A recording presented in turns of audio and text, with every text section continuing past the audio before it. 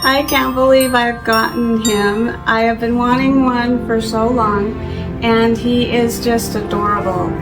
I wanted to share him because I have in this video 3 vintage inspired DIYs, and I can't wait for you to see how they turned out. So make sure to stay to the end for the final reveal. I know you're like me. If you have all of these containers, you don't know what to do with them, here is a great idea. I found this on Pinterest and I thought I could try to make it my own. And I just had these leftover containers from oatmeal and Crisco. And this one I took the paper off because it was really loose on there, so I had to take all of it off.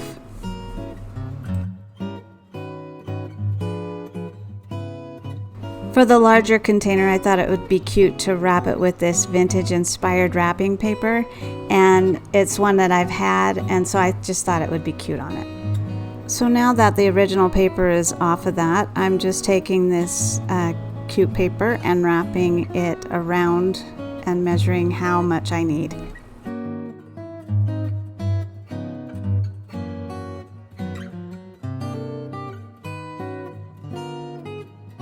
So I've cut the height of it, so now I just need to roll it and make sure I have enough to cover the whole cylinder.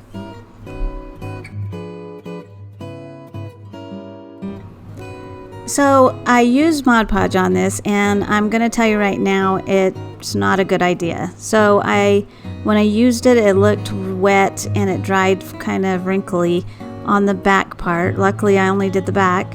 But the other 2 that I'm going to make, I ended up using tape. So anyhow, I ended up putting it just a stripe down the center back of it, so that it was just like just sealing it on the back. And then I went over the side and a little bit off of the paper to seal the other side over to the end. So now that it's all sealed, I took an X-Acto knife so that it would be straight right under the rim of the top part, because the bottom was flat, so I was good to go there. So I just ended up cutting all the way around. I created this label on Canva, and it is a free printable for you, and you don't have to have an account, and I'll have the link in the description. But I thought it was super cute to put on this canister, and I'm just measuring where I want to put it.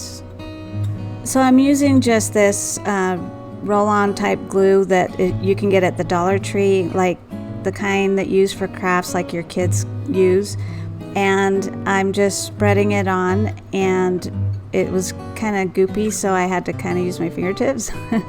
But it did go on really well, and it didn't show any, wrinkling or any sign of the glue. So I think it turned out really well.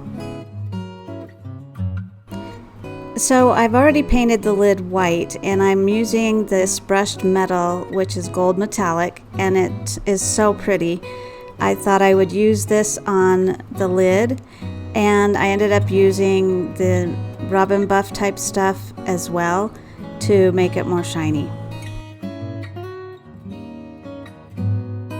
So the label looked too white for me to be a vintage type canister, so I took some of this antiquing wax and I used a stencil brush, and I just dabbed that across the white part just here and there to make it look more vintage looking. And the video might look like I'm sweeping it across, but I'm just pouncing up and down. So now I'm just going to take the rag and kind of dab it to get the excess off.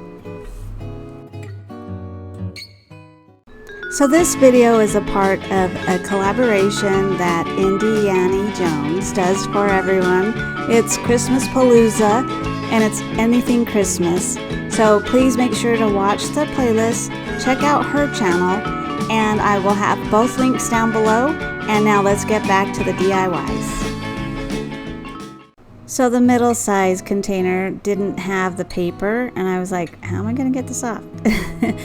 And so it made it even easier to actually roll this and to do the same exact thing.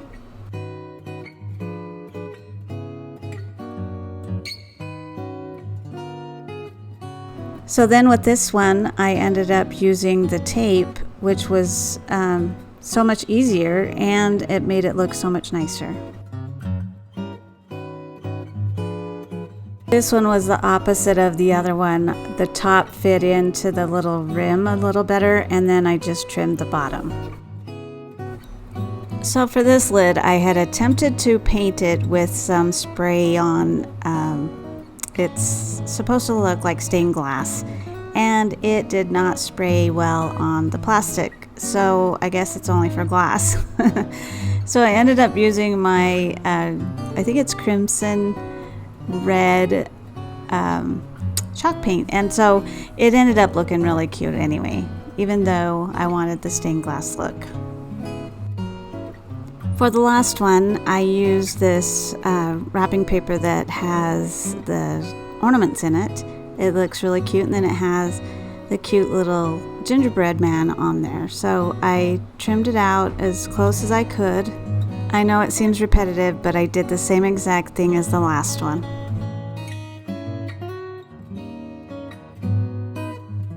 I painted its lid red like the other one, and we're done. And all three look super cute as a set. The next DIY is really super simple, and I got this Dollar Tree wreath form, and I bought this tinsel garland on Amazon, and I'll have a link down below if you'd like.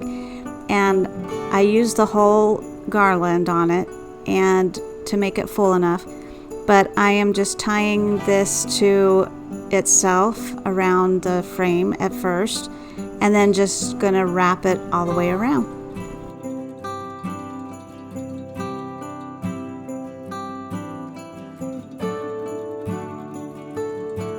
So once I wrapped it all the way around once, I just kept going, and it filled it a second time. So it made it look really full and really super pretty.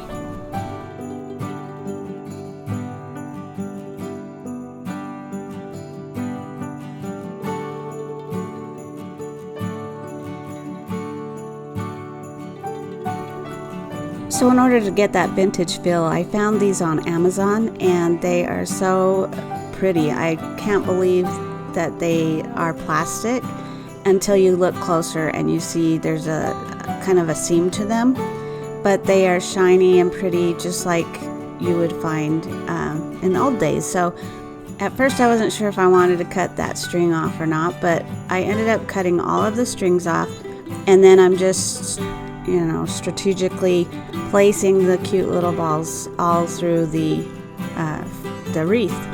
And I'm just using hot glue around the base there and then on top, so it'll stick in the wreath really well.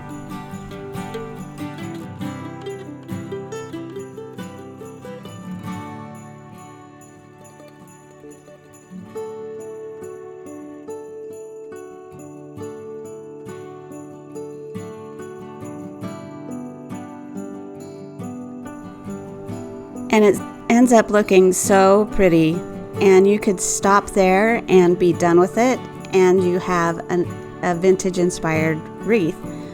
But I ended up thinking of another idea to kind of spruce it up. A lot of the older trees have, of course, the cute little Santa or some kind of caroler in the middle there.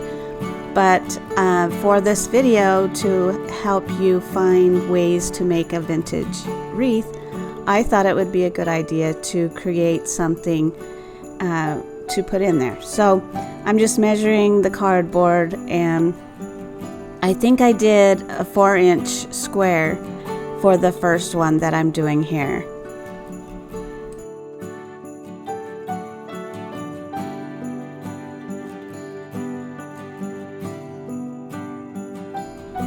I was lucky enough to find this wrapped ribbon of burlap at the thrift store, for just $1 at my last trip, actually. You'll have to watch that video. I'll have it linked above. And so now I'm just cutting out a square piece to go over the top of the cardboard.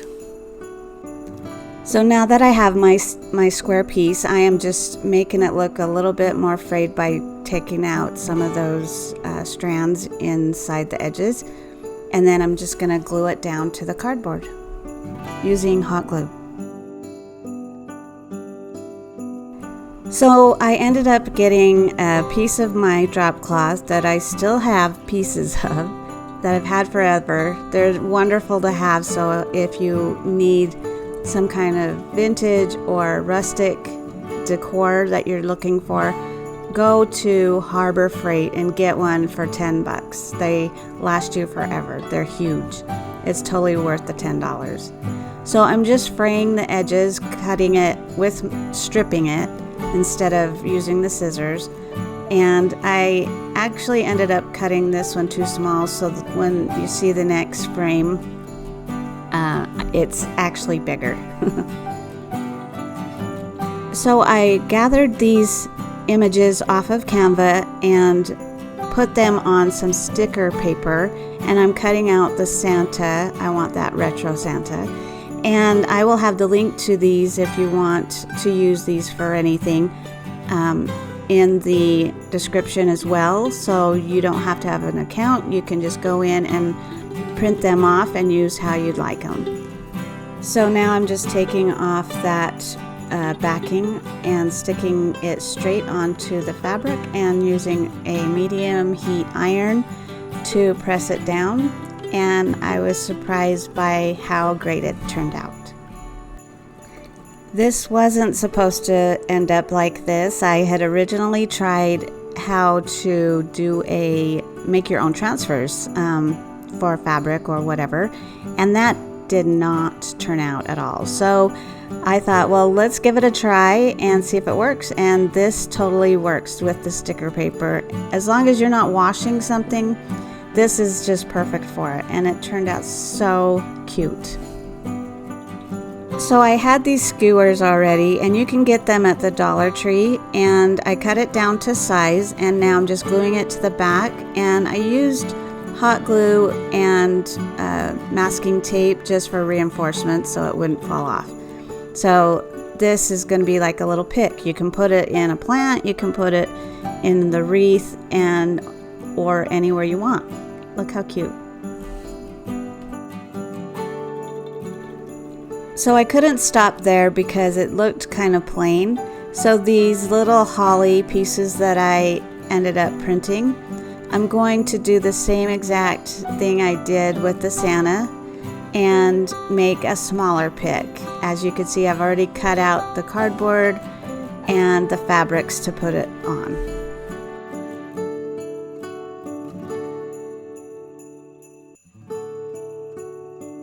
So again, I'm just using the other portion of that skewer and doing the same thing and gluing it to the back of this cute little one. And look how adorable it turned out. I just love these little picks. You can use them for anything.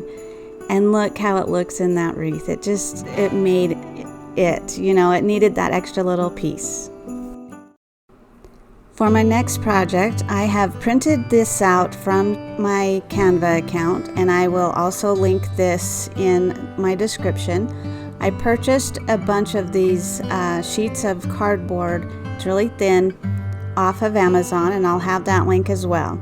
So now I'm just cutting this out, and what I'm attempting to make is those vintage Putz houses, and this is a church obviously. And what they are those little cardboard houses that you could get that are still actually survived all these years from like the 1940s and 50s. And so I'm just cutting out the bottom portion here, and I'll just let you see what I end up cutting out.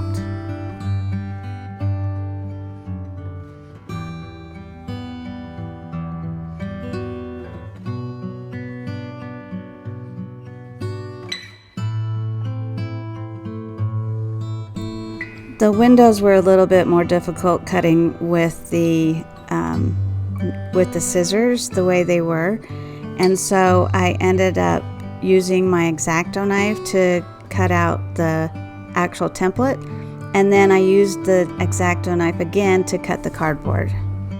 And when using the X-Acto knife, please be careful because they are really sharp and can cut you. So now that I have that portion, I want it to be a 3D shape just like the picture. So I'm cutting these out separately because we're going to attach those to the side of the building, if that makes sense. And with the steeple, I did some alterations after I cut this out. So you'll see that I ended up not using the cross at the top because it was too complicated, and I straightened out the steeple so there isn't those ridges on the sides.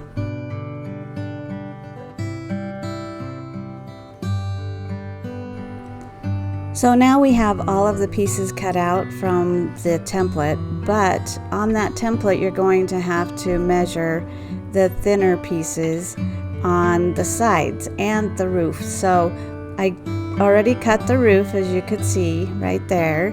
I got the size I wanted and showing you how it's going to look. And then on the sides I need a certain amount to the width that I want. So I'm going to cut those strips out now.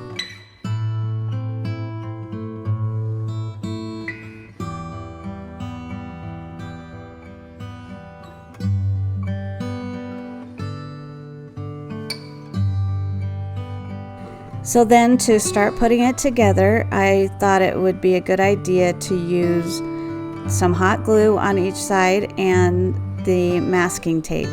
Now this is a time-consuming project, but it is doable, and maybe if you have a better technique of how you did this, please let me know, because then I can know for next time and do it a little different and maybe better.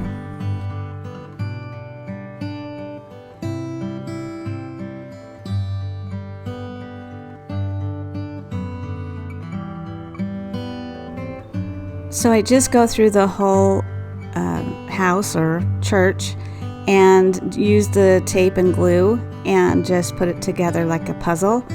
And I'm kind of doing it as I go, learning my own way because I've never done this before. So this is how I've done it. And like I said, if you have a better technique, please let me know. So I kind of folded this part for the roof, and I ended up using the tape in the sides, but then later on used tape to hold the front together and the back together with the roof. So I should have done that to begin with, but make sure that you do it all the way around for the roof.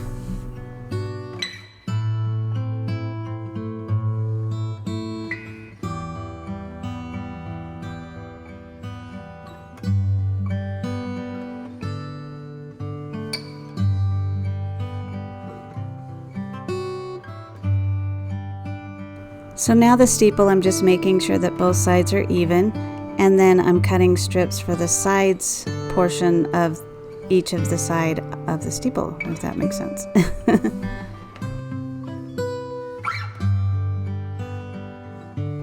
So now I'm doing the same thing with the glue and the tape on each side of the steeple. This one's a little bit more tricky because you have to kind of curve that edge and kind of want to be careful with the tape and kind of maneuver it so that it looks curved.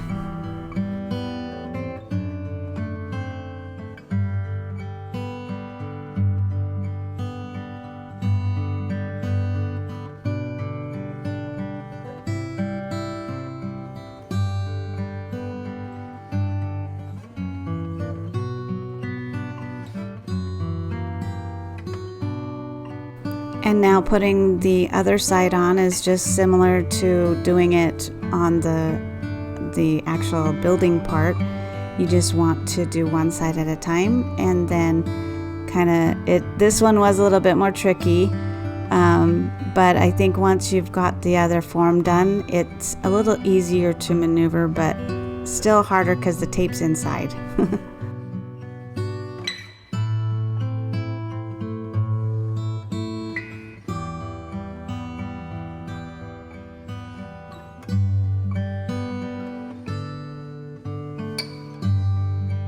And you want to make sure there's no tape sticking out that's uneven, because you're going to want to use more tape and you don't want it too bulky. So again, to attach the steeple to the building, you just want to do the same exact thing with the tape on both sides, along with the front and the back of the steeple too. I end up trimming it to the shape of the steeple where it kind of goes in like a V, so that it makes it easier to adhere to the roof. And of course you want to use the hot glue with the tape, just because it will hold everything together better and longer. The tape will just fall apart and it'll dry up eventually. And I'm just touching up the edges so that it stays down, and even though there's gaps, it will be fixed with some stuff that I'm going to use, and I'll show you in a little bit. So now we're going to do the little 3D portion on the sides, and you can make it as wide as you want, but I just thought it would be cute, just tiny little thin aisles on the side. So I'm doing exactly the same thing I did with the steeple, and using the tape and trying to curve the sides, and you'll see how it turns out.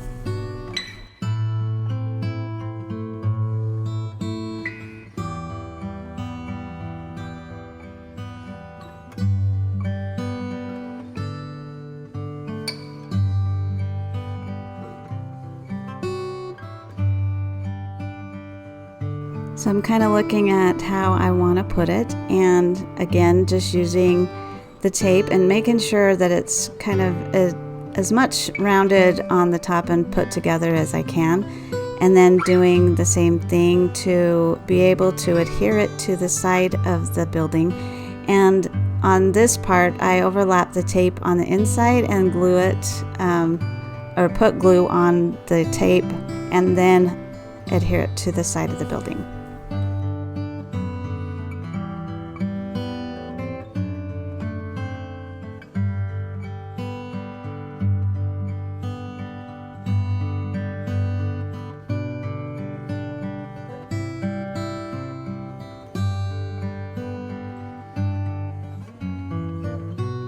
And I just did the same exact thing for the other side of the building.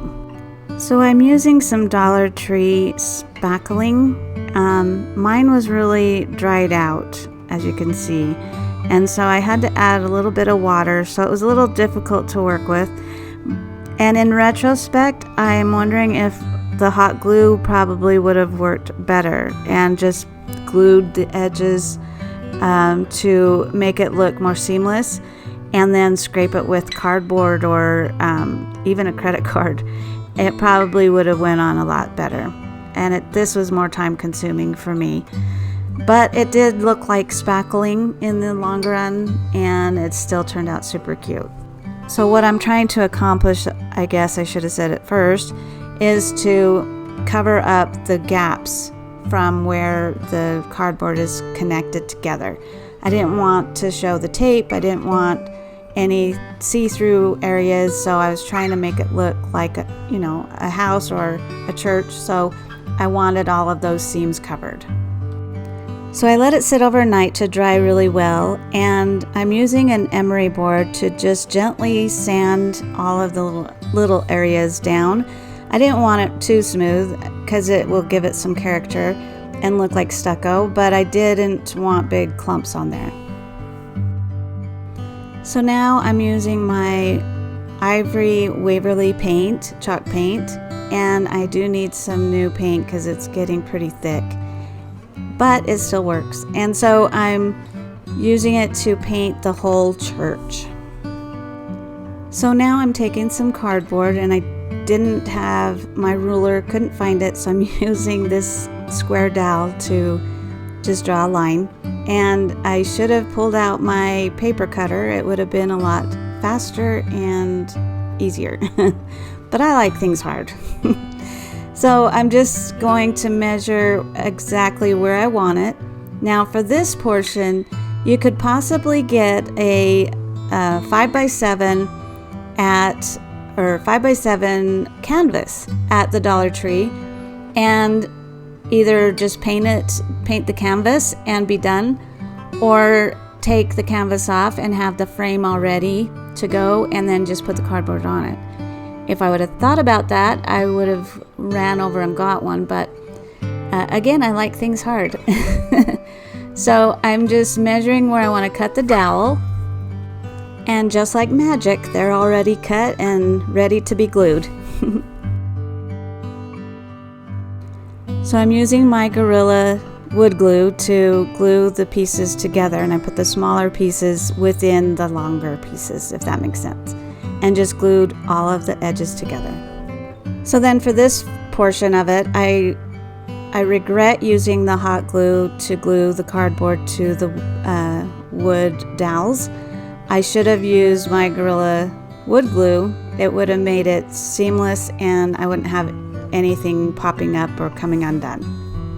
So now for the cardboard for the sides of it. Now, if you don't know, this is the base, I'm sorry. But I just measured the dowel and I'm just cutting the cardboard pieces for each side, all 4 sides. And now again using the hot glue to attach the sides. Again, I wish I would have used the Gorilla wood glue instead. Everything would have been more smooth and it wouldn't have popped up a little, but it still turned out cute. So now I'm using that same ivory paint to paint the base all around.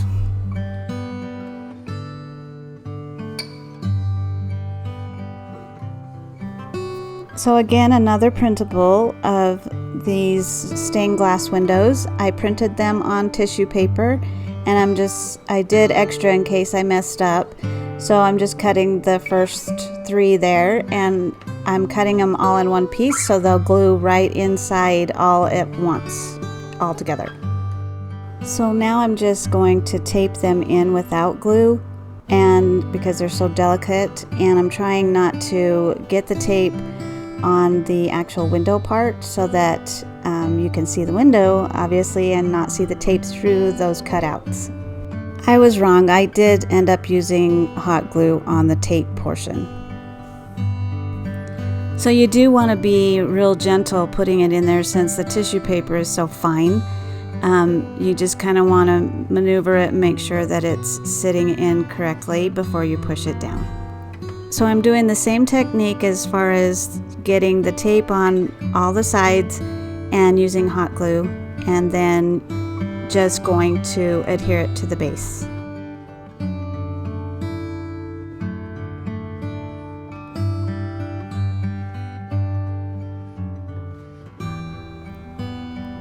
So now that it's all put together, I just have to glue the trees on, and I made sure that they were matching.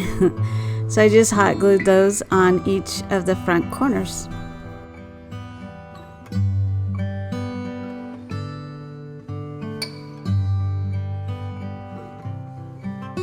So I took it outside to give it a good spray with this spray snow from Dollar Tree, and my recommendation would be not to use this. This is all I had, and I couldn't find my snow in a bag, and I would recommend just spraying some glue and using that instead.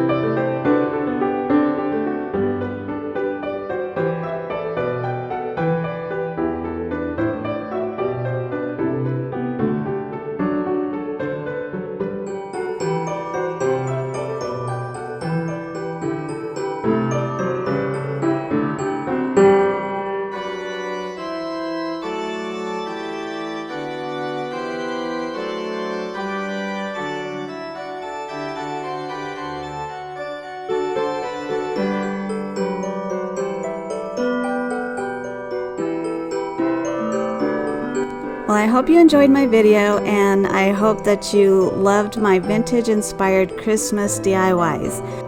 If you're new here from the playlist, welcome, and I hope that you will like and comment on my video as well as subscribe. And if you are a returned visitor, thank you for watching, and I'm so grateful for all that have made it this far through the video. Make sure to check out that playlist and let them know what you think of their videos as well. Thank you so much, and have a wonderful day.